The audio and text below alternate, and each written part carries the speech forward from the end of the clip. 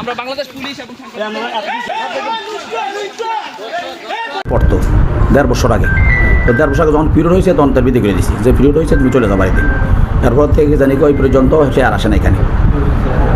এখন এই ভিডিওগুলো আমার মোবাইলে পাঠাইছে, কখন পাঠাইছে, কী পাঠাইছে আমি দেখি না, কিন্তু আমার মোবাইলে নাই। তো এখন তারা নাকি আমার মোবাইলে কে বা কাহারা হস্তান্তর করছে বা কী করছে আমি জানি না, কিন্তু আমার মোবাইলে কোনো ভিডিও নাই না। এখন আল্লাহ ভালো জানে কে হয়েছে। তারা সকাল থেকে আইসা আমার উপরে এই আক্রমণ এবং মারছে, অনেক মারামারি করছে, অনেক কিছু করছে। এটা একমাত্র আল্লাহ ভালো জানে। তারাও বলতে পারবো না, আমি বলতে পারবো না কিছু। কিন্তু এই ভিডিওগুলো কোত্থেকে আসছে, কে কাটছে, আমার মোবাইলে কখন দিছে বা কখন সেভ হয়েছে, এগুলো আমি জানি না কিছু। আমার মোবাইলেও নাই না, আমার তার সাথে শারীরিক সম্পর্ক কিছু নেই, কিচ্ছু নেই। আপনার ছেলে ভিডিওগুলো আমার ছেলে দিয়েছে, আমার ছেলে তো নাই এখন, ছোটো 10-12 বছর বয়স, এত বুঝে না। ছোটো মোটামুটি ছোটো একদম দোকানে পড়ে।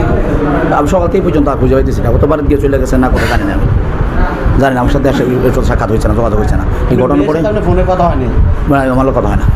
আপনি হোয়াটসঅ্যাপে সেই অ্যাডটা কি হোয়াটসঅ্যাপ থেকে ওরা ব্লক করে দিয়েছি আমি। ওরে কি জানি কয় আমার কাছে কিছু এই মেসেজটা দিয়েছিল, আমি ওরা ব্লক করে দিচ্ছি। নাম্বারও ব্লক এবং হোয়াটসঅ্যাপও ব্লক। আমি আমার খুঁজে দেখেন সব ব্লক, ব্লক নাম্বারে আছে, ব্লক লিস্টে আছে।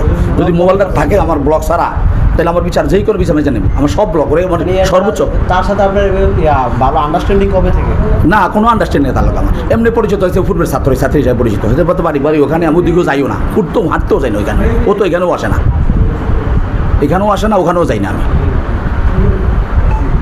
আপনি মেয়ের ব্ল্যাকমেল করছিলেন? না, কিছু না, কোনো মতে করছি না আমি।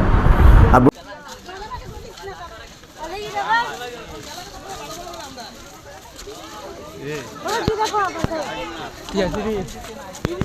ওনার অ্যাকাউন্টে ওই মেয়ে ওনার অ্যাকাউন্টে পাঠাইছে এবং উনি এগুলো রিপ্লাই দিছে যে নাইস ভাই যে রিপ্লাইগুলো দেওয়ার কথা উনি এই রিপ্লাইগুলো দিছে। এবং আমরা এই কথাটা শুনি না, মানে সত্যতা যাচাই করার জন্য ওই মেয়ের বাড়িতে আসছি। এই মেয়ে সরাসরি আমাদের কাছে একটা প্রমাণ আছে।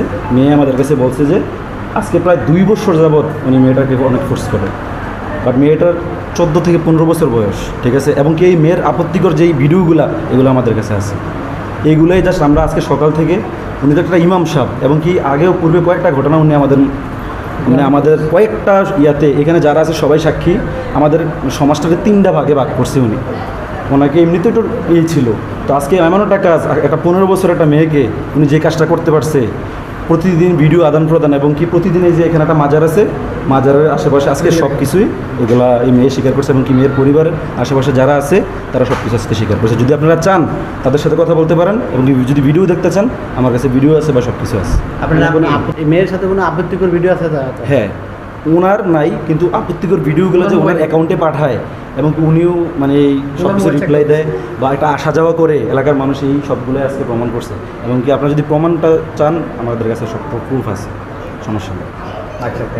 ওনার সাথে ওনার নৈতিক আচরণ মানে ছিল, শারীরিক সম্পর্ক ছিল এবং ওই মোবাইলে হ্যার ভিডিও বা ওই মেয়েটার ভিডিও আদান প্রদান হয়েছে বহুবার।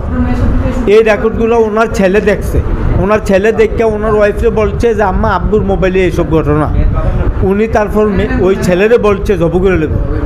ছেলে চিলে মিলিয়ে যাইয়া আরেক হুজুরের কাছে এই ভিডিওগুলো দিছে যে আব্বু দেখেন এই ভিডিওগুলো দেখা না, আমার কই মেনে নেব, আমি যাইগা। ওই আর ছেলে চলে গেছে আর এই ভিডিওগুলো সবার কাছে দিয়ে গেছে। ওই ছেলে আবার গ্রামের যারা আছে সবার কাছে এই ভিডিওগুলো ছাড়ছে। পরে এলাকা বসে এই হারে দর্শক